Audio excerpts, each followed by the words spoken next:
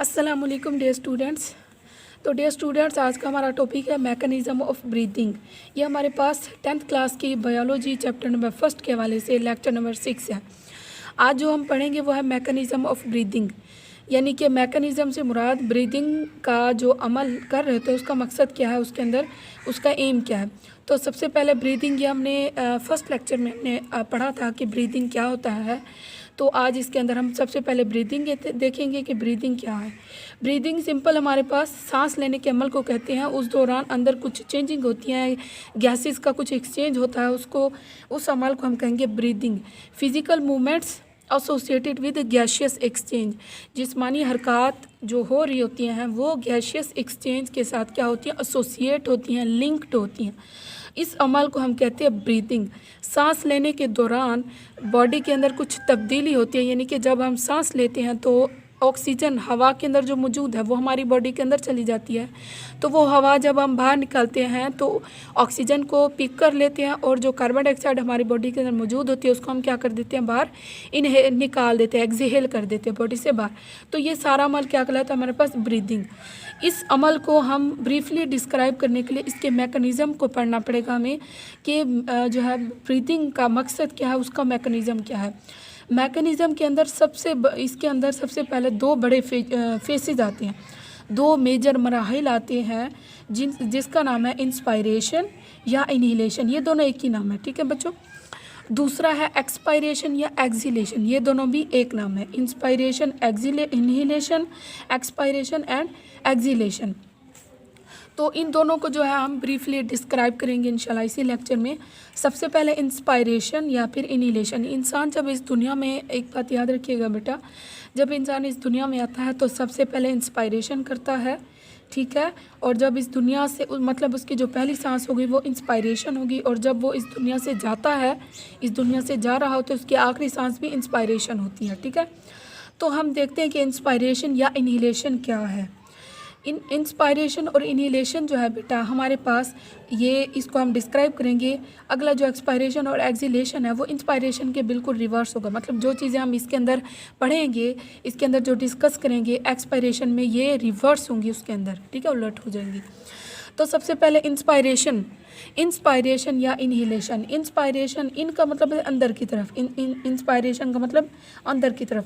The face in which air is drawn into the lungs, यानी कि ये वो मरहला है सांस लेने का जिसके अंदर हम क्या करते हैं, हवा को लंग्स के अंदर ले जाते हैं, हवा को लंग्स के अंदर ले जाते हैं। अब हवा लंग्स के अंदर तो चली गई, ठीक है, इंस्पायरेशन तो हो गया। इसके हवा फेफड़ों के अंदर जाने के बाद क्या होगा, क्या क्या चेंजिंग होगी।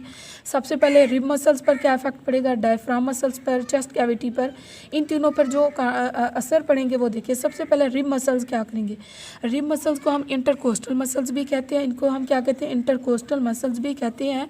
इंटरकोस्टल मसल्स पिछले लेक्चर में भी बताया था, वो मसल्स जो कि रिब्स के दरमियान में मौजूद होती हैं उनको कहते हैं इंटरकोस्टल मसल्स या रिब मसल्स। हवा जब लंग्स के अंदर चली जाएगी तो रिब मसल्स क्या होंगे, कॉन्ट्रैक्ट होंगे, फैल जाएंगे। कॉन्ट्रैक्शन की वजह से रिब मसल्स के कॉन्ट्रैक्शन की वजह से रिब्स ऊपर की तरफ फैल जाएंगे, यानी कि ऊपर की तरफ मूव कर जाएंगे, रेज हो जाएंगे ऊपर की तरफ। डायफ्राम मसल्स भी बिल्कुल कॉन्ट्रैक्ट होंगे। जैसे ही डायफ्राम कॉन्ट्रैक्ट होगा, यहाँ पर देखें ना, जैसे हवा अंदर आएगी तो डायफ्राम जो है वो बिल्कुल लोअर हो जाएगा, स्ट्रेट हो जाएगा। यहाँ पर उसकी गुंबदनुमा जो शेप है वो ख़त्म हो गई है, हवा अंदर आने से इसका जो डायफ्राम है वो बिल्कुल सीधा हो गया है। अक्सर बच्चे क्या करते हैं इंस्पायरेशन या फिर एक्सिलेशन में, वो कहते हैं कि एक चीज़ कॉन्ट्रैक्ट हो रही है तो दूसरी रिलैक्स हो रही है। नहीं, इंस्पायरेशन में मसल्स, रिब मसल्स या फिर डायफ्राम मसल दोनों कॉन्ट्रैक्ट करेंगी और दोनों जो है वो रिब्स जो है वो रेज होंगी, जबकि डायफ्राम मसल जो है वो स्ट्रेट हो जाएंगी या फिर लोअर हो जाएंगी। अब ये इन दोनों का इफेक्ट चेस्ट कैविटी के ऊपर क्या पड़ेगा, यानी कि चेस्ट कैविटी पर इसका क्या असर पड़ता है। चेस्ट कैविटी क्या होगा, ये इसके अंदर हमारे पास जो एरिया ऑफ चेस्ट कैविटी है ये बढ़ जाएगा, यानी कि जैसे ही हवा अंदर जाएगी तो ज़ाहिर है वो जगह ज़्यादा घेरेगी, तो जो हमारा छाती का जो एरिया है वो क्या हो जाएगा, बढ़ जाएगा। उसी के साथ उसके अंदर जो प्रेशर है, चेस्ट कैविटी के अंदर जो प्रेशर है वो कम हो जाएगा। चेस्ट कैविटी के अंदर प्रेशर कम होने की वजह से लंग्स के अंदर जो प्रेशर होगा वो भी कम हो जाएगा। लंग्स के अंदर प्रेशर कम होने की वजह से लंग्स क्या हो जाएंगे, एक्सपेंड कर जाएंगे, यानी कि फैल जाएंगे, जिसकी वजह से जो प्रेशर होगा यानी कि वो कम होगा और जो हवा होगी वो लंग्स के अंदर रश कर जाएगी, यानी कि आउटसाइड बाहर वाली जो हवा है वो रश कर जाएगी लंग्स के अंदर।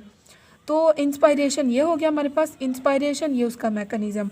अब जो हम दूसरा पढ़ेंगे एक्सपायरेशन, वो बिल्कुल इसके रिवर्स है, उसकी डेफिनेशन और ये उसका मैकेनिज़्म, दोनों जो है एक दूसरे के रिवर्स हैं। देखिए नेक्स्ट उसमें हमारे पास एक्सपायरेशन या फिर एक्सीलेशन, मैंने आपको पहले ही बताया है इंस्पायरेशन और इनहेलेशन का, ये एक्सपायरेशन जो है वो इंस्पायरेशन का रिवर्स है। एक्सपायरेशन क्या है? इंस्पायरेशन में हमें पढ़ा था हवा लंग्स के अंदर जाएगी, अब यहाँ पर ये उसका रिवर्स है, हवा मतलब बाहर जाएगी। Expiration the face in which air is expelled in from lungs, हवा का लंग्स से बाहर निकल जाना क्या कहलाएगा? एक्सपायरेशन। एक्स का मतलब ही बाहर होता है। अब ये तो होगी डेफिनेशन। अब इसका क्या मैकेनिज़्म है? इसका मैकेनिज़्म बिल्कुल इंस्पायरेशन के रिवर्स है। रिब मसल पर क्या इफेक्ट होगा, डायफ्राम मसल्स क्या इफेक्ट होगा उसके ऊपर, चेस्ट कैविटी के ऊपर क्या उसका जो है वो असर होगा। रिब मसल्स क्या होगी, वहाँ पर कॉन्ट्रैक्ट हुई थी, यहाँ पर क्या हो जाएंगी? रिलैक्स होंगी, क्योंकि हवा जो है वो लंग्स से बाहर जा चुकी है।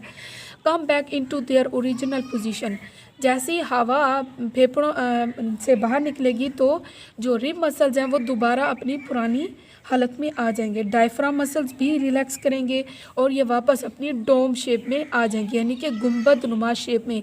वो बिल्कुल ऐसे थी ना, तो इस शक्ल पहले इंस्पायरेशन में बिल्कुल ऐसे हो गई थी, अब इस हालत में वापस आ जाएंगी अपनी डोम शेप में।